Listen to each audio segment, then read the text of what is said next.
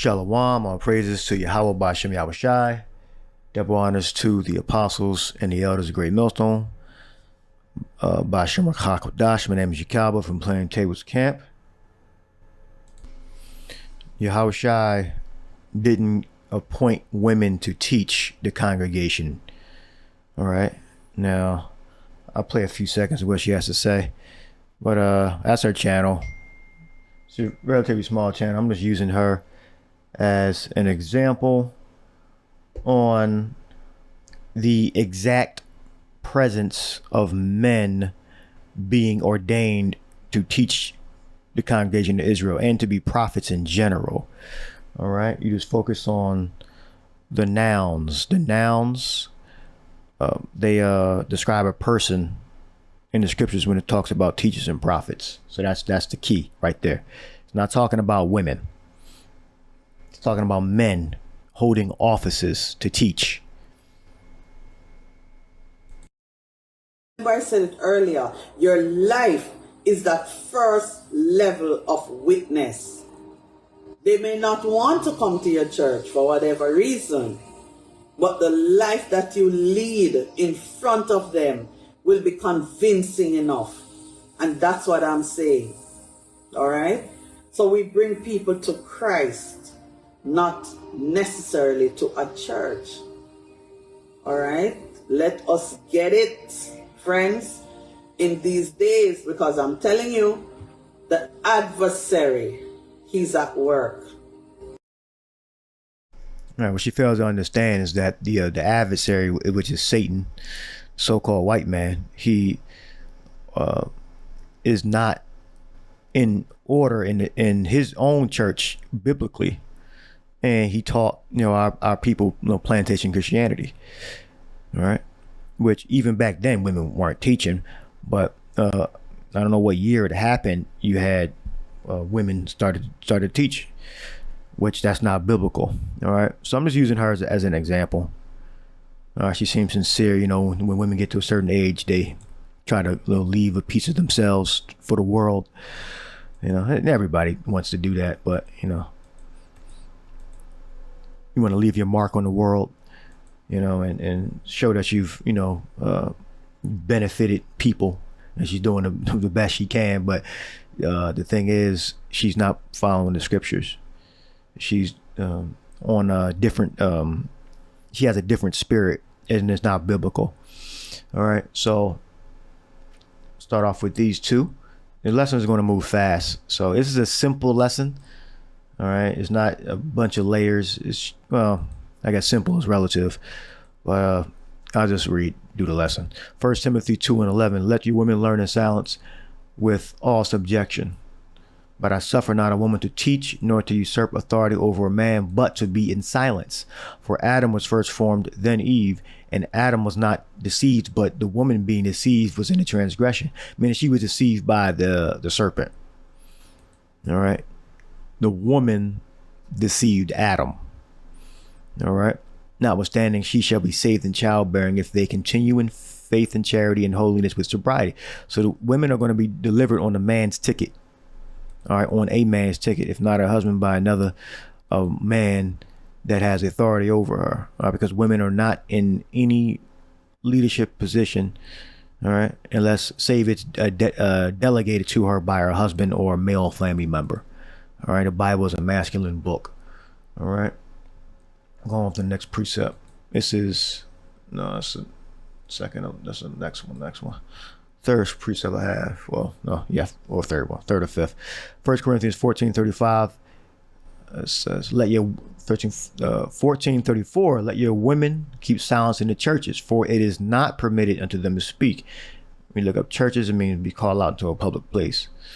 All right, but they are commanded to be under obedience, as also saith the law. So I thought the law was done away with. All right. So women are not to be in any leadership position, save a position to teach children, not to teach the congregation. And if they will learn anything, let them ask their husbands at home, for it is a shame for a woman to speak in the church. All right, so a woman is supposed to be in order under her husband. And if she is single and unwed, she is not to be speaking in public. All right. When it pertains to breaking down precepts, prophecies, asking questions, you're really supposed to be silent.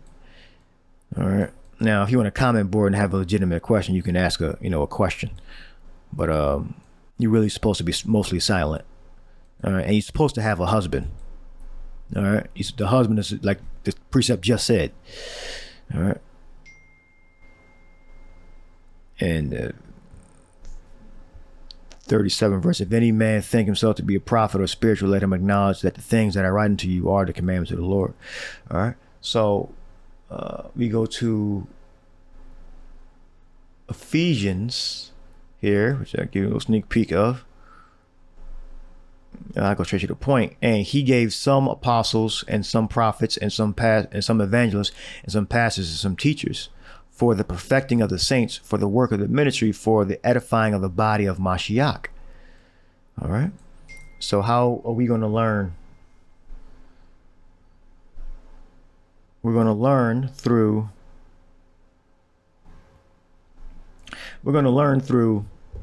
the aforesaid. All right. Prophets, evangelists, pastors, and teachers. Now, when you look up apostles, prophets, evangelists, pastors, teachers, apostles, apostolos,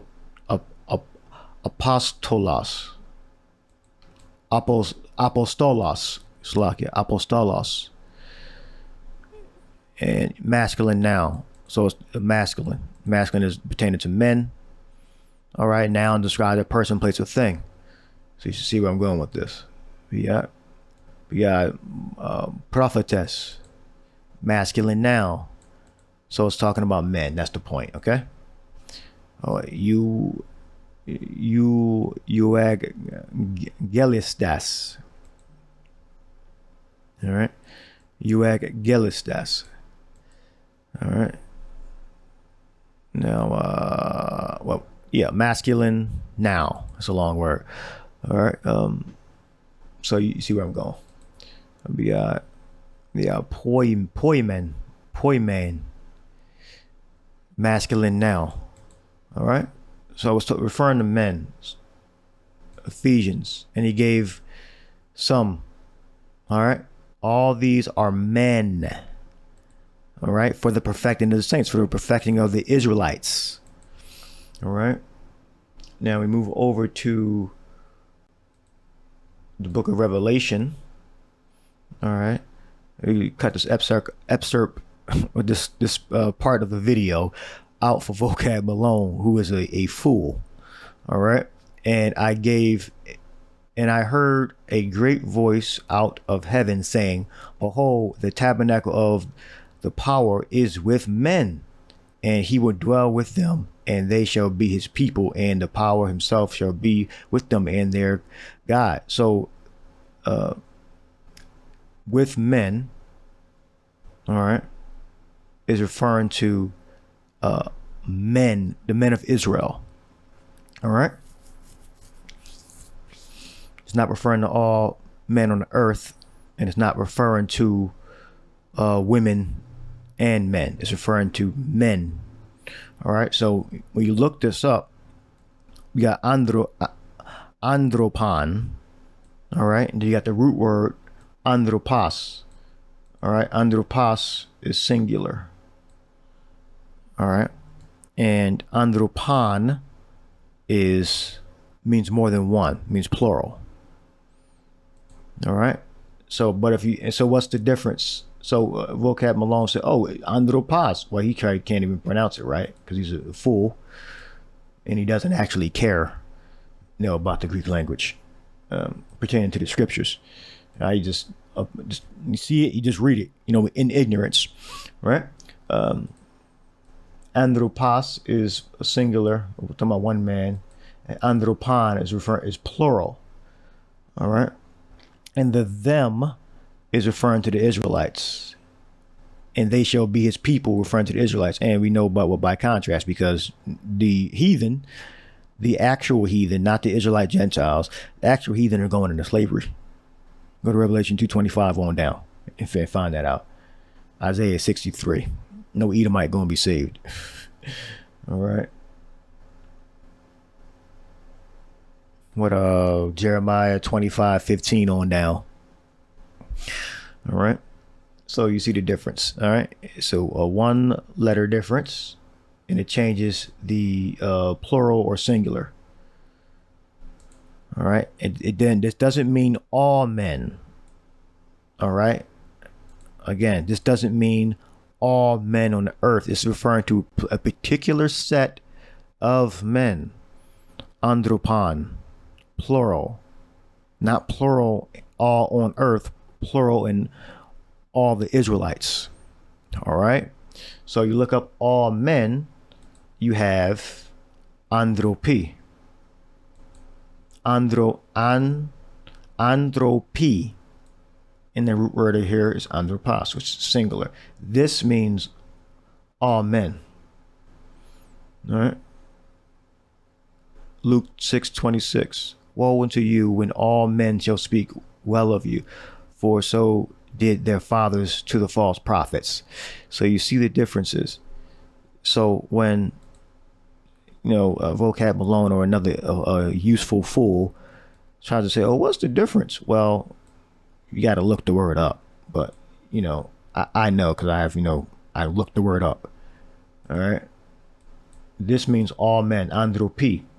Andropos is singular, and andropon is plural. So those are the differences. All right. Now let me go back to Revelation 21 and go farther into it. It says, and I heard a great voice out of heaven saying, behold, the tabernacle of the power is with men, and he will dwell with them, and they shall be his people, and the power himself shall be with them, and be their God. All right. So the woman is attached to the man. All right. So if the man, if the Lord is dwelling with the man, he's also dwelling with the woman. All right. Or with women, because the woman is attached to the man. So by default, the woman gets to shine in that same light.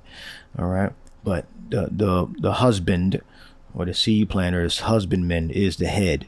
All right. And she's saved, like as I read before, with her husband. Those are the 2 points there, that the woman is attached to the man, and the man is the gateway to, you know, the Father and the Son. All right. So the woman will receive salvation through the man. All right. And I went down and broke down the different meanings of man or men. All right. Depending on the spelling, it could be singular, plural, or referring to all men.